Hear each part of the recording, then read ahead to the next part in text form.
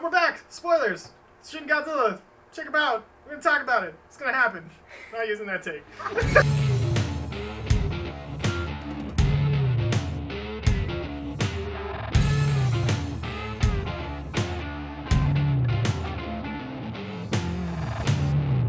Alright, I know this is a weird place to start with spoilers. I just want to talk about the little hands. It's like the only... Yeah! So like... I love the little hands! So we know Godzilla evolves throughout this thing. You get Proto-Godzilla and he grows up to Big Godzilla, and then he had the little tiny hands. I was like, oh, that's smart. Yeah. They're gonna fly planes around him and his arms are gonna be like...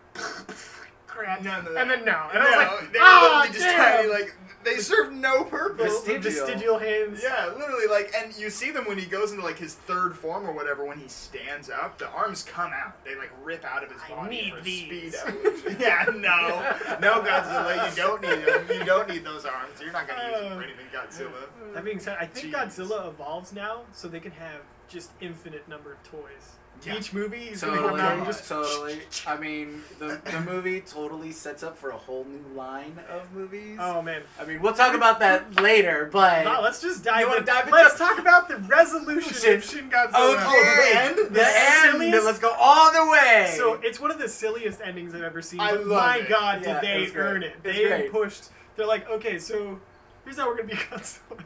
We're gonna inject him with stuff that'll kill his metabolism, turn him to like ice stone. It's gonna freeze him. We're gonna knock him out and inject it into his mouth. And you're like, what the? But like, they do so much to be like, okay, but it's either this or they nuke Tokyo. So let's they make the stakes for it having to work matter so much that even though it's one of the goofiest sequences I've ever seen. But that's one of the things, back on the whole nuking Tokyo thing, this is like, it's a Godzilla reboot, right? So it's the first time anybody in this universe has seen Godzilla. And it's 2016, people got cell phones and everything.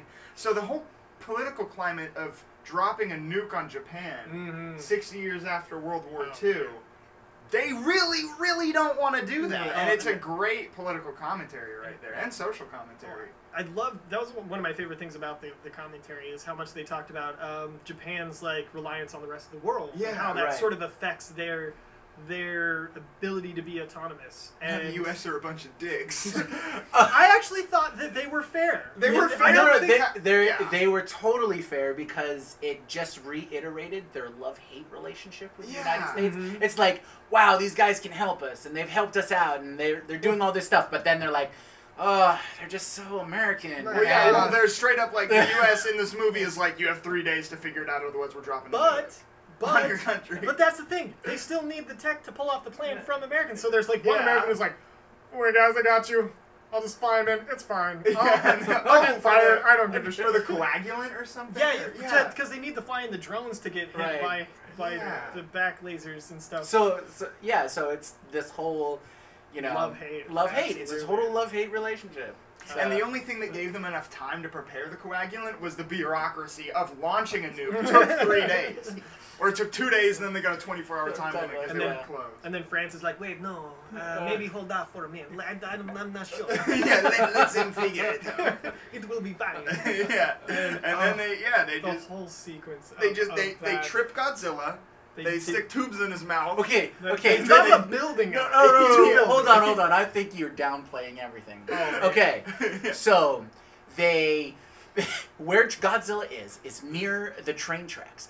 They load their trains, and you know Japan loves their train system, to train bombs. They set them at automatic and full speed to run train bombs into him so that he'll trip and fall. And then these guys are totally baller. They blow up the buildings around him to bring him down so they can run in with basically crane tube feeders to rush in with cement mixer trucks, basically, and then just feed him a bunch of blood coagulant. I mean, it's so silly. It's so over the top. Though.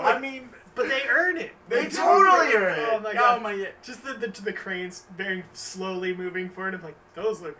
Theirs are destroyed. And dude, it's a suicide mission. Oh, it takes a few tries. Godzilla wakes up.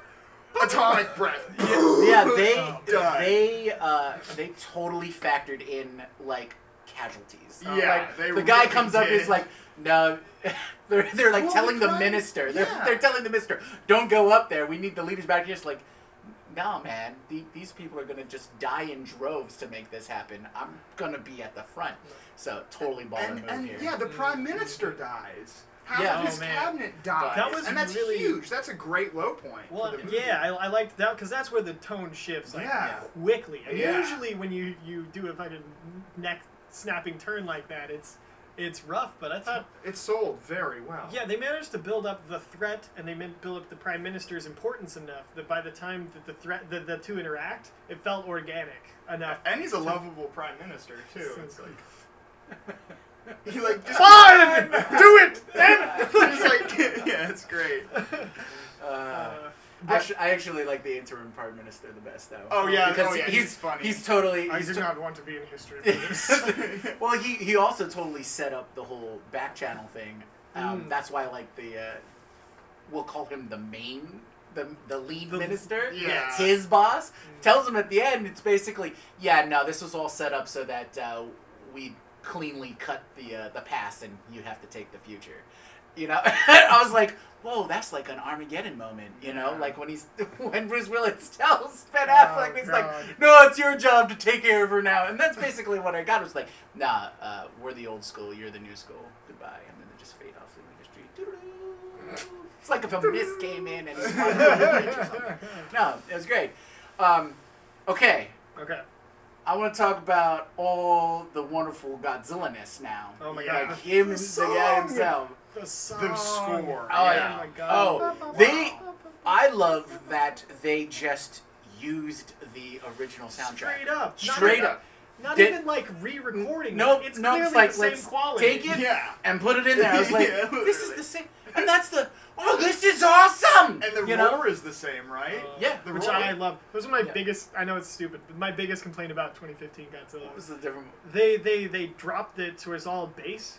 And the cool thing about Godzilla Scream is that really high treble. And I was so happy to hear that again in this movie. And it just, oh man. And I wasn't sure how I felt about it at first when he does the atomic breath and his jaw splits. The first time I was like, but then it's so devastating and cool looking. The fact that like it makes a nice little like cup for the energy bowl to start out, I was like, all right. And I like that they're different levels. Okay, so let's talk about some special effects here. All right, so Godzilla, he has his atomic breath weapon, but not only that, it turns into atomic laser weapon. Well, yeah, is that? It's basically.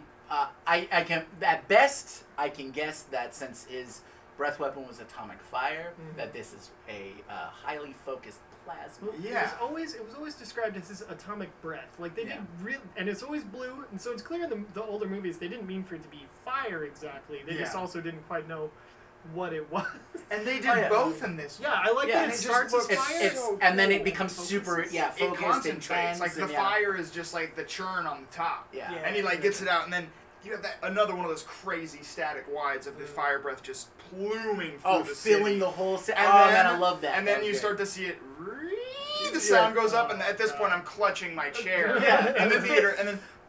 Basically, and then it just shoots. Yeah, exactly. It's a beautiful laser thing cutting down buildings, and then the whole. All right, we've got the bombers. We're gonna come in. It's like, and then suddenly back lasers. Back lasers. Yeah. It really is. It's just 16 lasers out of his back. Exactly, shooting every direction. I mean, it's that great over the top. Well, you shouldn't have fucked with it. I really like that they built in a reason for Godzilla to just stop. Because in a lot of the old Godzilla movies, you're like, wait, where is Godzilla right now? Like, he went to the bay. Well, he got bored. So what's great about this is to piggyback off that and sort of swing back the origins of Godzilla. It seems very original. Just some ethereal ancient monster was feeding off toxic waste that was dumped off the shore of Tokyo Bay. Some scientists found him and was upset about the way the government treated victims of nuclear waste and byproducts, so he creates this monster and sicks it on the city. And pretty much. Yeah, that essentially. So that's super original Godzilla. So to go off that to what you were saying, Godzilla has a nuclear reactor in his stomach, so he doesn't need to eat or do anything. He literally just needs to rest and let his nuclear reactor do its thing to gain energy. So after he uses his atomic breath for the first time and the atomic laser beam out of the back and everything, he shuts down and he needs to sleep. He runs on batteries. Yeah, literally. And he can recharge himself. Self-charging batteries. And that's what the freezing coagulant does. They use a similar coagulant that they do to calm nuclear reactors when they go on the fritz. So they just build they just mix hundreds of thousands of gallons of this stuff, and that's what they feed into his mouth. And what I love about that setup is, you know, the next movie starts, different monster, terrorizing some stuff, and all of a sudden Godzilla's like, starts moving again. Dude, well, remember the very, very last shot? Yes, the very last shot. So he can shoot an atomic tail? Yeah. Yes, that's Okay. what I wanted to talk about. So he can shoot an atomic laser out of his tail, right? And then we're like, oh, and then the very last shot after they freeze him, we see like from the distance his tail looks frayed, and then it slowly is like zooming in. Then it punches in. And you're like, what is that? And then it punches in again, and there are tiny, tiny mini Godzillas coming out of his tail. And then boom, cut to credits. I know, it was awesome. Perfect end to a monster movie. So when it starts, right, and there's that big like blood thing in the ocean, I was like, are they doing Mommy Godzilla like right off the bat? Like, is there going to be like multiples in here? And now I'm like, oh, okay. Yeah, there is. I'm a little hesitant just because of Godzilla 2000. No, I understand. I understand what you're saying. I understand what you're saying. I'm hoping that they're, and knowing Toho, it'll probably be done correctly. Mm-hmm. So I understand what you're saying with the Godzilla 2000. We don't want no, underground raptor thing going on there. I have a feeling they're just gonna go crazy. It's gonna be great. Yeah. All right. So yeah, I mean, we should probably just wrap this up. Yeah, I don't know. Oh yeah, no. I mean, we could just go through the entire movie. You guys should go watch that instead. Yeah. Seriously. All right, so we'll do quick recommends, no recommends, and then we'll be done. Cool. Jimmy, you want to start us out? All right, so yes, 100% recommend. Go watch it. Don't know where you can watch it right now. Funimation was nice enough to give us a week. That week is over. Yeah. But if you can get your hands on it or go to Japan to go watch it. I'm sure there's somewhere to stream it. Funimation might have it streaming from their website. They do that whole thing now. Worst comes to worst, look for it on DVD. Yeah. Or Or Blu-ray. when it comes out on video on demand. Sorry, Oh, for real. Would recommend, 100%. I honestly think that this is the best movie we've done for a review show so far, to be honest. Yeah, I mean, at least that I've seen for the review shows I've been on. I had a blast. It was an amazing, honestly, 10 out of 10. I loved it. 10 out of 10. Yeah, I super enjoyed this movie as well. Super recommend. Yeah, there's a few people who aren't gonna like it, but it's they're not gonna like a lot of things. I don't know. It's a good movie. Just go check it out. Super fun, especially if you love monsters. You have no choice. You have to see this movie. Seriously. If you have a passing interest in monsters, you have no choice. You have to watch this movie. Definitely check it out. And yeah, that'll be it for this week on Stubtown. Remember, Stubtown's made by PSU TV. If you want to be on the show, if you want to help set up the show, just come visit us down in the sub-basement.